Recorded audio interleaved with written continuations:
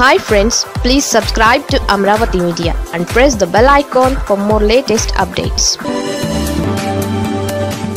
జగన్ మరో big action plan.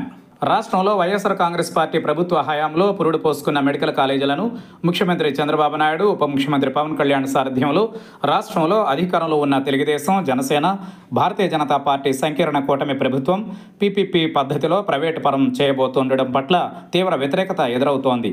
దీనిపై వైఎస్ఆర్సీపీ అధినేత, మాజీ ముఖ్యమంత్రి వైఎస్ జగన్మోహన్ రెడ్డి నిరసన ప్రదర్శనలు చేపట్టారు. పార్టీ కేంద్ర కార్యాలయంలో రీజనల్ కోఆర్డినేటర్లు, జిల్లా అధ్యక్షులు, పార్లమెంటు నియోజకవర్గాల పరిశీలకులతో గతంలో కీలక సమావేశాలు నిర్వహించిన ఆయన కేడర్కు స్పష్టమైన ఆదేశాలు ఇచ్చారు. రాష్ట్రంలో ప్రస్తుత పరిస్థితి, కూటమి ప్రభుత్వ పాలనపై పలు అంశాలపై కార్యాచరణను ప్రకటించారు. మెడికల్ కాలేజీల అంశంపై కోటి సంతకాల సేకరణ కార్యక్రమం సహా వివిధ రూపాలలో ఆ పార్టీ ముందుకు వెళుతోంది. ఈ పరిణామాల మధ్య వైఎస్ జగన్ తాజాగా మరో జిల్లా పర్యటనకు శ్రీకారం చుట్టారు. ఈ నెల 4వ తేదీన కృష్ణా జిల్లాలో పర్యటించనున్నారు.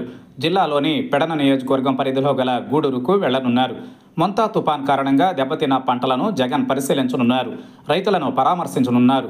ఈ పర్యటనలో ఆయన వెంట మాజీ మంత్రులు కొడాలి నాని, పేర్ని నాని, వెల్లంపల్లి శ్రీనివాస్, మాజీ ఎమ్మెల్యే మల్లాది విష్ణు సహా పలువురు నాయకులు పాల్గొననున్నారు. మొంతా తుపాను వల్ల 5,244 కోట్ల రూపాయల మేర నష్టం వాటిల్లినట్లు రాష్ట్ర ప్రభుత్వం ప్రాథమికంగా నిర్ధారించిన విషయం తెలిసిందే. దీనికి సంబంధించిన నివేదికను కేంద్రానికి అందజేసింది. వివరాలు వస్తే నష్టం అంచనా మరింత పెరిగే అవకాశం ఉందని వెల్లడించింది. ఒక్క వ్యవసాయ రంగానికి సంబంధించి 1.38 లక్షల హెక్టార్లలో 2.96 లక్షల మెట్రిక్ టన్నుల పంట ఉత్పత్తులు దెబ్బతిన్నాయి. దీనివల్ల 829 కోట్ల వరకు రైతులు నష్టపోయారు.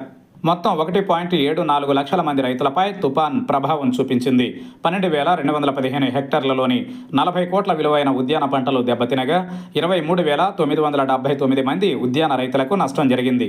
ఆక్వా రంగంలో 32,000 ఎకరాల్లోని 514 కోట్ల విలువైన పంటను రైతులు కోల్పోయారు. మరోవైపు 2,261 పశు సంపదను నష్టపోయారు.